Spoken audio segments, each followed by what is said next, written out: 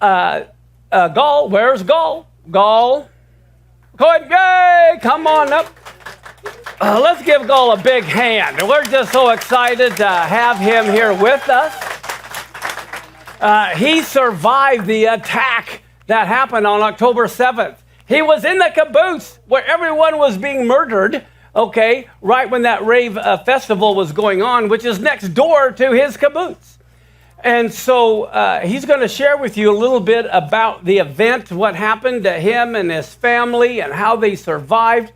So we're very excited to have him here and his cohort, Shoshana. I don't know if she's in here. Oh, there she is, the back. Wave again. Everyone give her a big hand. Yay! Shoshana is the one who started this nonprofit organization called the Faces of October 7th. That's right. Okay, and after Gall speaks, she's going to come up and talk a little bit about that. But we're so thrilled to actually have someone here who experienced it. Because even now they're saying that a lot of it didn't happen. Can you believe it? So with that, we want to turn it over to Gall. Thank you very much. Thank you. Thank you very much, Pastor. Can you hear me well? Is it okay? First, I would like to thank you all of you coming here today to listen or staying here to listen to what I have to say. I would like to say thank you to the audience back home, all over the world, as the pastor said. And I would like to thank Shoshana and the Faces of October 7th organization. They were the one that was able to make it possible for me to come here. So thank you very much, all of you, again. So in Israel, on October 7th, it was Saturday morning. We celebrated the Simchat Torah. It's a Jewish holiday. This is when everything just began. So what I want that you will see, this is a map of Gaza and Gaza envelope. On October 7th, more than 3,000 terrorists broke the border between us to Gaza. They entered Israel. What you see here, it's a list of kibbutzes. Kibbutz, if you're not familiar with that word, it's small. It's like a small town, like small socialist village community village, which the population is somewhere between 500 to 1,000 people.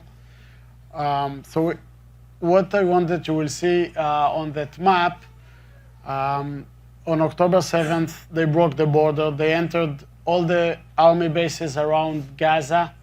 They knew that we are celebrating a holiday in Israel, and they used it. Like 50% of the soldiers went back home to their family to celebrate the holiday. So there were many army bases. They entered all the army bases around Gaza, and they entered all the kibbutzes around Gaza as well. Okay, in those kibbutzes, we had no soldiers, no policemen, or anything at all. There was only civilians there, so they entered all the kibbutzes as well. What I really want to show you on this map, this is where my kibbutz is, Reim. It's exactly in the middle of Gaza envelope. After they captured some of the terrorists inside our kibbutz and investigate them, why many of them came to Reim, so they said that Reim is exactly in the middle of Gaza envelope, and they planned to conquer all the kibbutzes and then move forward into Israel to the big cities. And Reim is exactly in the middle of it. And another thing is that Reim sits on a very important junction where the army tried to bring, and the army and the police tried to bring lots of reinforcement into the war. And the Hamas knew that. So this is why they came to Reim, and this is why we had such a big war. Next. to Kibbutz Reim. Well, me and my family, we moved to Kibbutz Reim on October 1st. So next time that you people think that you have bad luck in your life, just remember the Israeli guy that came and he wasn't even for 1 week there. So it said, this is the sign that was on our door. It said, Gal, Ayana, my wife, and our kids, easy on boarding. A bit above of that, you can see a bullet from AK-47. I will go back to it later. So about at 6:30 a.m. we start to hear lots of sirens going on, lots of rockets, lots of our Iron Dome missiles taking down the terrorist rockets. And I told my wife that I'm entering the safe room with my kids. All right, a safe room, I will explain what a safe room is. It's just another room in our apartment, with a bit thicker walls and heavy door and window, and it's supposed to protect you against rockets. That's it. If a rocket will fall next to you. So it was like that. It was 6:30 a.m. I told my wife, we are entering the safe room. Please arrange a suitcase. We will need to go far away and as soon as possible. So we did it, but it was very hard for her. She had to stay as well inside the safe room because there were many sirens going on, warning us of missiles. So it was like that. At 7:30 a.m., the guy from our kibbutz, like in a kibbutz, on each neighborhood there is one guy that is in charge of for like emergency situation like this one. So his name was Nadav. He gave me a call and he asked me like, Gal, what's going on? So I told him two things. The first thing is that where there was supposed to be a vent in our safe room, there was no vent and there was no lid in the other side to cover it. So I told him we need to have a lid. So if a rocket will fall and there will be a fire, nothing will enter our safe room. The second thing is that I told Nadav that we want to go. We want to live like, I'm from another kibbutz, but in the eastern part of the Negev, much safer place, and I told him that we want to go there. When Nadav told me that it's not possible, he asked me if I hear the shooting outside. I told him, yeah. At the beginning, I thought that all those shooting outside, I thought that this is the Israeli, the IDF, the Israeli army trying to take down the terrorists that shooting rockets on us.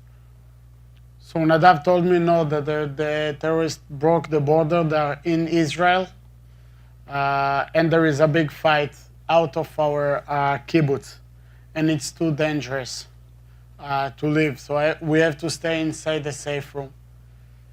Well, to be honest, that was the first time that my life was saved, because after we left the kibbutz, I saw all the burnt cars and everything outside, and I knew exactly that like 100% they would have killed us. They already controlled the road next to our kibbutz. And yeah, this is the first time that my life was saved. So we stayed there for more time. I will show you how everything started in Kibbutz Reim. This is a guy that tried to escape from the Hamas. This is 7:54 a.m. was in the morning. He tried to enter the kibbutz, but he didn't, like, only ask and open it, and he didn't know anyone from the kibbutz. So now he's trying to go backward. Now what you will see, it's Hamas pickup trucks. Each one of them had about 12, 15 Hamas terrorists.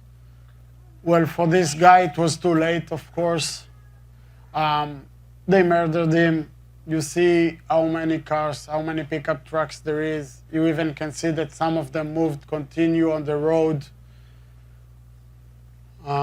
With one reason, to be honest, was only one reason. Now they're entering the kibbutz. They were fully equipped, AK-47, PKs, machine guns, RPG anti-tank missile. They came with stretchers. They came with first aid equipment. They had everything with them. They bring lots of food and lots of water with them. They planned to stay for long. They threw the body of the poor guy and they took his car. They threw him on the trees next to the road. They bring like RPG missiles, anti-tank missiles with them. I can guarantee in the kibbutz we had only 6 armed guys, only with M16. We had no tanks or anything like that. They had only one plan for those missiles, is to take down houses with civilians. All of us, we were only civilians inside. Nothing else.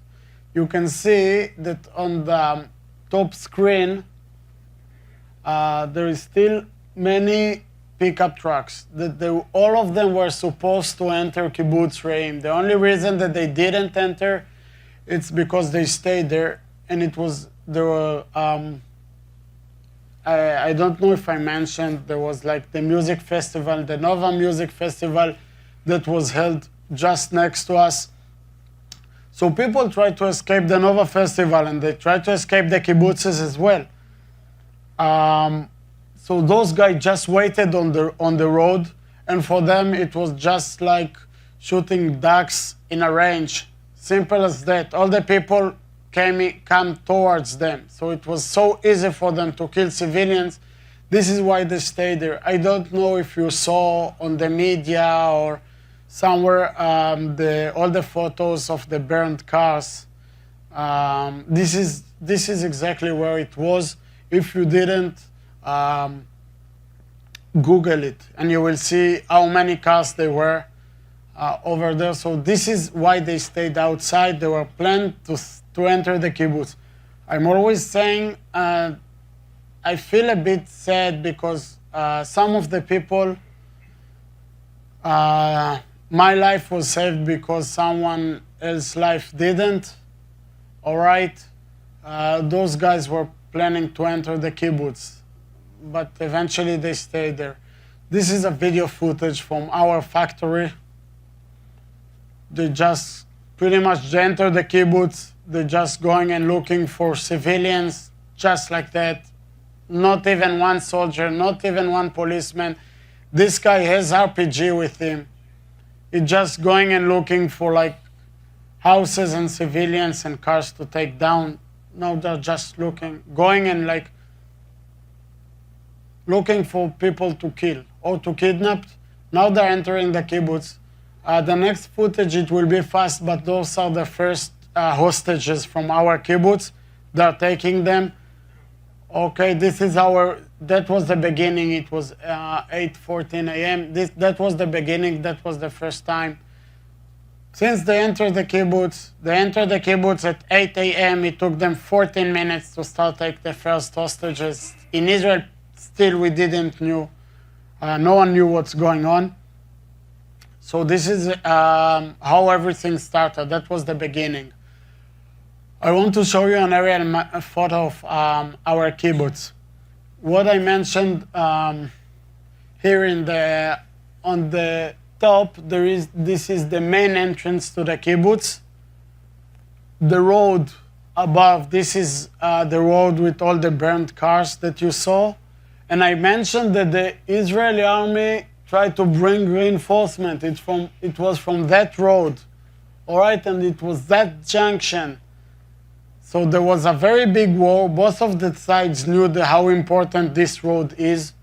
This is how everything started. They entered the kibbutz from above. They came all the way this road to this parking lot. They knew exactly where to go. They had pictures, they had maps of our kibbutz. They knew they had plans. They planned it for years. It's not just something that they made up. So they came to this parking lot. This is my house, about 200 feet from where they were planned to establish the front base.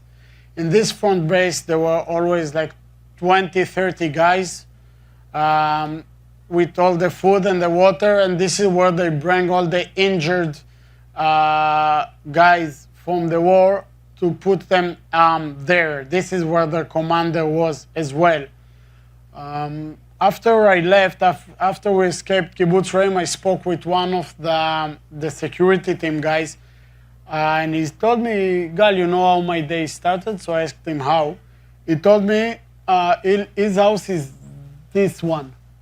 Okay, so his name was Asaf. So Asaf told me, I opened the door, and then I saw 10 terrorists lying with their face towards the road 232, and shooting civilians with RPGs and machine guns. So instead of entering the kibbutz, they were lying there with their face towards the road, killing innocent people. So Asaf left his house, and he started to shoot those guys from the back. All right, and they didn't even understood that there is someone from the kibbutz that's shooting at them. So this is how Asaf day started, and this is how everything started. Now this is my family. This is me and my wife, my twins Omer and Rona, and Yonatan Akatan. And about 8:15, we had in our WhatsApp group of the kibbutz a message. And the message was that Dvir was murdered. Dvir is a guy that I knew. I used to be a very good friend of his ex-wife. And Dvir lived like about 300 feet from where I live. And in that moment, I already knew that they're inside the kibbutz. I knew exactly what's going on. I knew that they're moving from house to house, cleaning this house from civilians.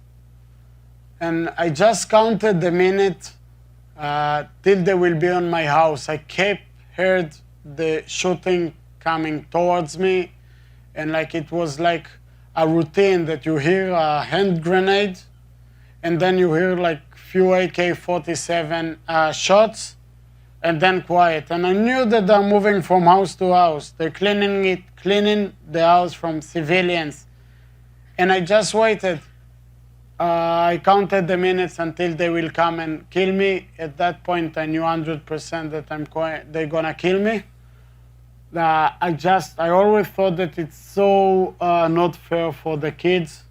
It's just not daytime. Not yet. They're too young for that. Well, so I kept hearing the shooting coming towards me. Eventually, they arrived. They were on my house. I start to hear the bullets. The bullets start to hit me, to hit our house. I served in Sayeret Golani. It's one of the best top units that the Israeli army has. Okay, I've been under fire. I was afraid for my life. But nothing can prepare you for the day that you will afraid for your kid's life. It's a whole new level that you cannot even imagine. I never thought that I will feel something like that. It was something else. And I was afraid. And I remember that I told myself that from now on it's only about them. They were on my house. I told you before that there was a hole in our safe room. Pretty much they could have just come, throw a hand grenade into our safe room and take us all down. Simple as that. And I knew that if I will see the grenade, I knew 100% that I'm going to die, and I was okay with that. I knew that if I will see the hand grenade coming into our safe room, I will jump on it. I will die, but maybe 100% I will die from that, but maybe I will save, that's the only way I can save my wife and my kids' life. And I waited, and I waited to see this grenade. So they start to shoot on our house, and my kids start to scream. They were afraid. You can imagine yourself, you guys will be afraid. Me and my wife, we were afraid as well. I was about to collapse. Still, my wife told me that I need to show some, to bring self-confidence to the kids. And I drank some water and I was okay. But all of us, we were afraid, and the kids start to scream. We heard all the Arab screaming outside, and we heard the shooting hitting our wall, and we just waited. So the kids start to scream. The three of them, they start to scream. And we had to explain them that they need to be quiet. Otherwise, they will reveal that there is people inside the house.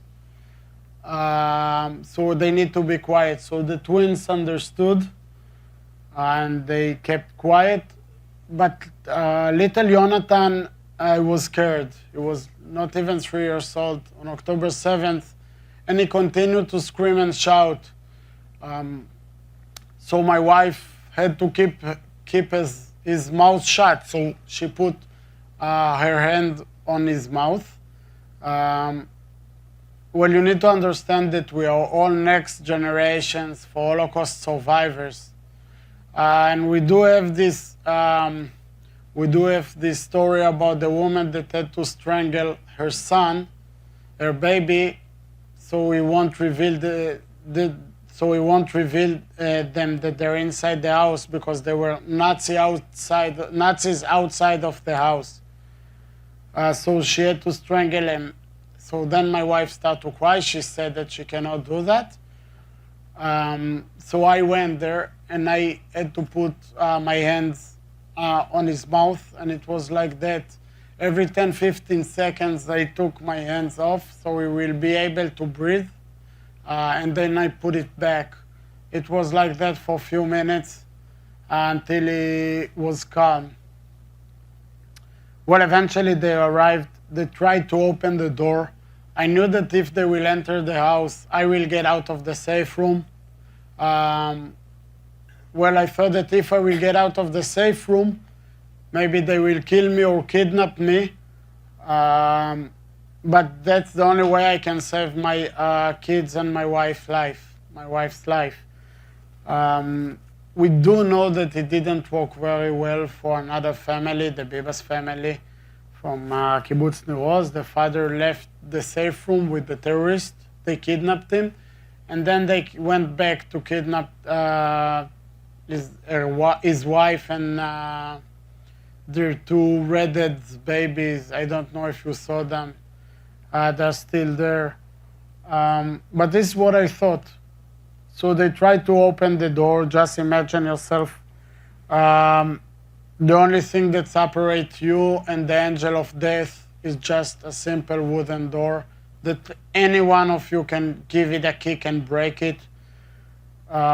Eventually they didn't open the door, so they start to shoot on the door. They start to shoot on the window next to the door.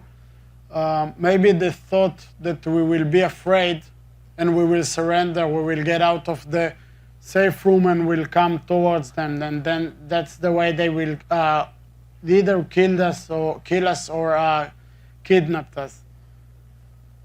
So eventually they left. They moved to my friend's house, my neighbor's house, Ben. Ben forgot to lock the door in the morning. So they entered, they threw a hand grenade to his living room, and the hand grenade didn't explode. And that was the only reason they didn't enter to his house. They were afraid from their own grenade. So this is what saves Ben's life and Ben's family's life. So it was like that until 2:30. Only at 2:30 p.m. after 8 hours, the army forces arrived. And then there was a very big war inside our kibbutz. How do I know that? I can notice, as I mentioned before, I can notice the difference between AK-47 bullets to M16 bullets. And finally, I heard some M16 rifles. So from that point, I was like, until then I was very stressful, but then I knew that the terrorists, instead of trying to kill civilians, they're like trying to protect themselves from the army. So it was like that for many, many hours. Only at 6 p.m. after 12 hours, the army arrived at my house. They start to move from house to house to check what's going on.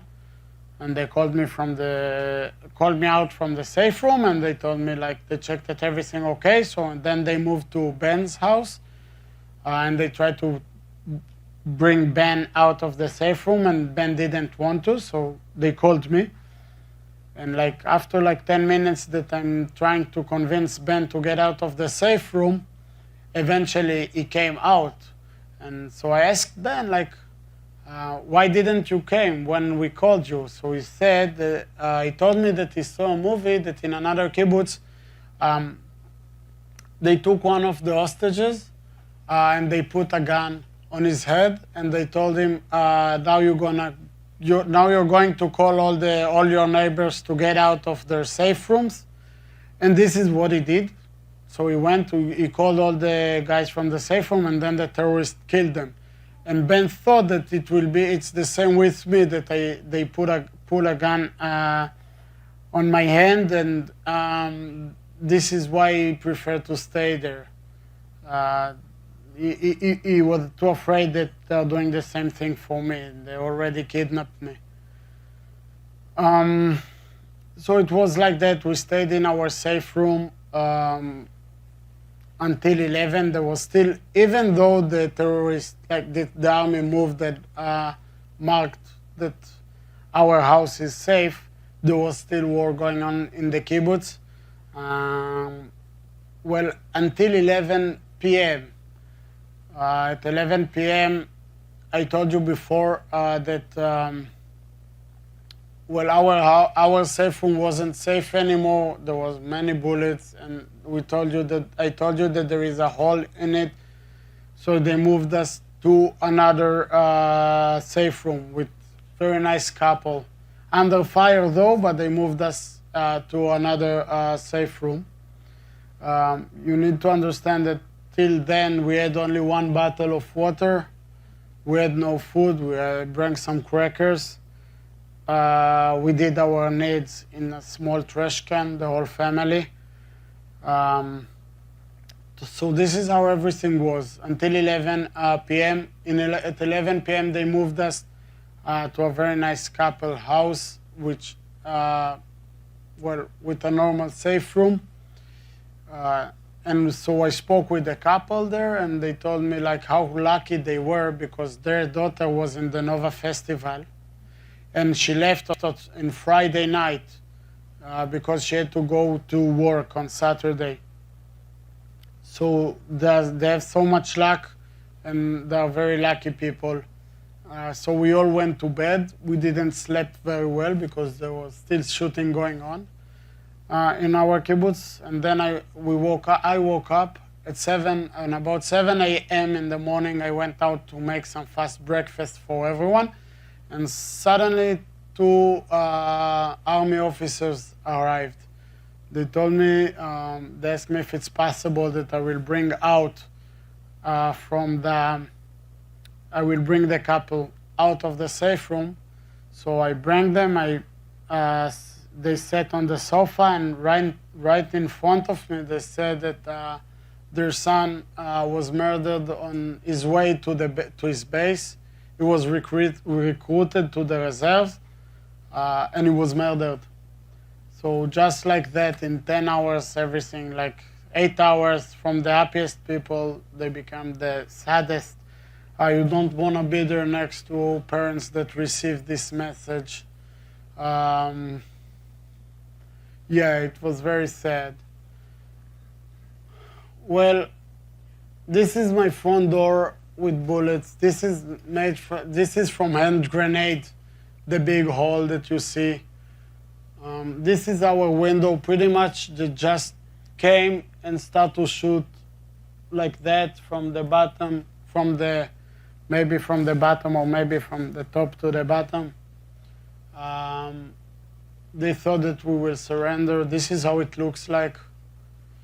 This is our walls inside the house. There were many bullets. One of them hit the refrigerator.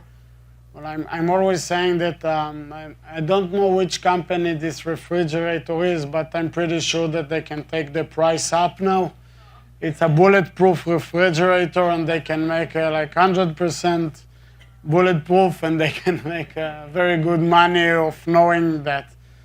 So yeah, but at the beginning we thought about maybe we will let's go and buy a new refrigerator. Yeah, but then we thought we put a magnet of our wedding, me and my wife's wedding, on it to hide it, and we thought it will be very symbolic. So like that we passed it, that we survived. So we still have this refrigerator. On our walls there is many bullets, some hits from RPGs, and you see the numbers. When the army arrived, they needed like a language to communicate between them, so they start to spray numbers on the houses, so they will be able to communicate with each other. There were many forces inside the kibbutz. As I mentioned, there is 3 bullets above, but as I mentioned, the IDF broke the door. And this is how it looks like. Pretty much, we're so lucky that the terrorists didn't do exactly the same. They could do that. This is our kibbutz. What you see, all the burnt cars, at some point the Hamas thought it will be much more easier for them to literally burn the whole kibbutz. They thought that if the smoke will enter our safe room, we will all be choked by the smoke, and we will have to get out of the safe rooms, and then it will be much more easier for them to kill us. So this is how it looks like. On the photo above, I mentioned before, you saw the RPG anti-tank missile. This is how it looks like when the missile hit a safe room. Okay, later you will see the video from the other side, but this is what the Hamas used with their RPGs. All right, there was one guy inside the safe room, teenager, he was 19 years old. Unfortunately, he died. On the bottom one, on the photo of the bottom, you can see at some point when the army arrived, they entered the houses where the terrorists hide themselves. And many soldiers died entering those houses fighting against the Hamas, against the terrorists. So the army decided to bring tank, like Merkava tank, like you have the Abraham tank, to take down those houses with the terrorists inside.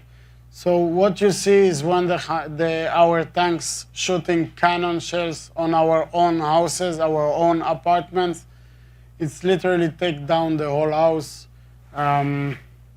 It was on our WhatsApp group, and we couldn't even believe that we have a tank inside our kibbutz shooting cannon shells on our own houses. And for us, it was very hard to imagine it. Well, right before I came here to the States, I went back to Reim for the first time to take some videos of my kibbutz. It wasn't easy for me, but I know how important it is that you people will see how it really looks like inside our kibbutzes. So this is how it looks like. This is the, now you will see the area where the tank took down the apartment. It's still now, after 7 months, it's still like that, okay? It's not like old video or something, it's from now. Now I entered the house where the RPG hit the safe room. Well, the guy inside had no chance. Like, you cannot, like, there's no chance that you will survive something like that. This is how it looks like. This is another house, which here I will pause. So you see there is two numbers, 43 and 44. Many of the Nova Music Festival escaped the music festival and they tried to hide themselves inside our kibbutz. They escaped and find a place to hide themselves inside our kibbutz. And they entered many apartments. So here there was two apartments, 43 and 44. In apartment 44, there were 3 girls that escaped the festival. Well, those poor girls got raped, not by 2 or 3 terrorists, by groups of terrorists. We have evidence for that, of course. The people, the members of the kibbutz that lived next to them said that they heard the screaming for hours, and suddenly it was quiet. I know the guys that took pictures of those girls. He said it was too awful to take those pictures. So this is what happened in apartment 44. It was too hard for me to enter this apartment. On apartment 43, well, there is another thing that I want that you will see. You see this sticker here? We have in Israel an organization called Zaka. Zaka, they are the ones that if there is bodies, they are the ones that coming and pick up those bodies, okay? So Zaka, when in houses that there is stickers, it means that there is not only bodies inside. You don't like, not all the houses has stickers like this. When you have stickers like this, it means that there is not only bodies, there is parts of bodies as well, and they are entering to search for it. And if they are putting the stickers, it means that they already search for parts, like bones, teeth, all those part of things. Also in this apartment, there were many guys from the Nova Festival. They tried to escape, so they entered this apartment, but for them it pretty much, they tried to fight with the terrorists, and the terrorists burned the whole apartment with those guys inside. You see, there is a place without ash. This is the only place that my wife wanted to stand. She was too afraid to walk on the ash. Like me, she said she doesn't know really if, like, there is parts, like people parts. This is our apartment that been burnt. Looks like. This is another apartment. This is one of the oldest olive tree in the kibbutz. It's very symbolic that they burnt it. This is house. Literally, they burned the house with people inside. The only thing that left is the concrete and the aluminum frames. Everything was burnt or melted. You can look at the toilet. You can look at the sink. It's all was melted. They want to make sure that they are doing a good job. 100%. They had only one meaning to do that. They even went to the safe room. This is a safe room. They burned the safe room as well. They wanted to be sure that they are doing their job good.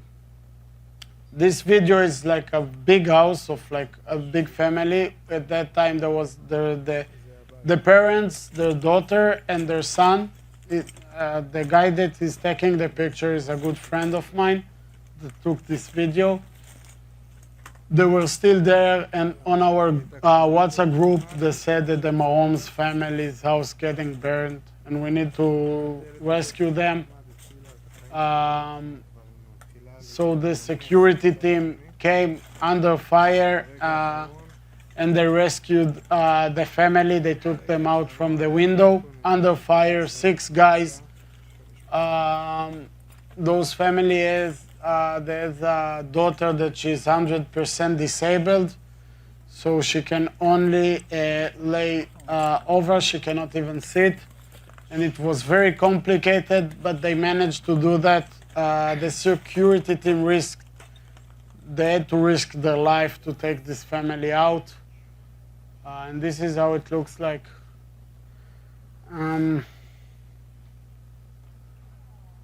This is a photo that we took after about 32 hours after we escaped. We left the kibbutz.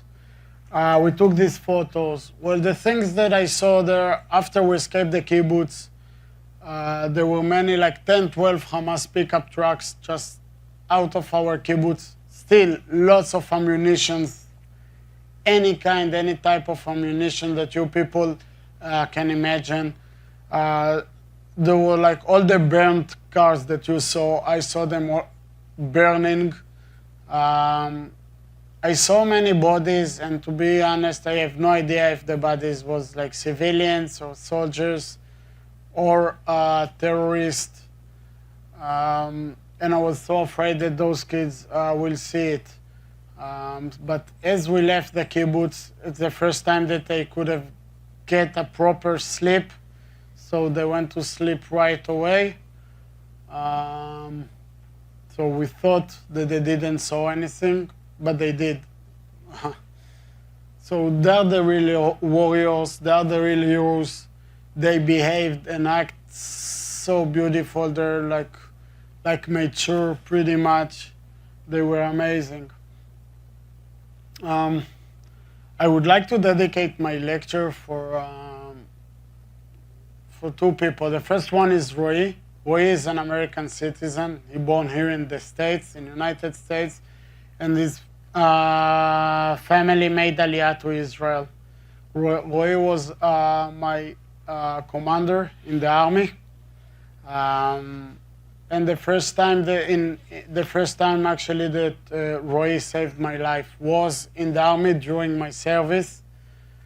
The second time, Roy, as he heard that there is a big war going on, he lives up north of Israel.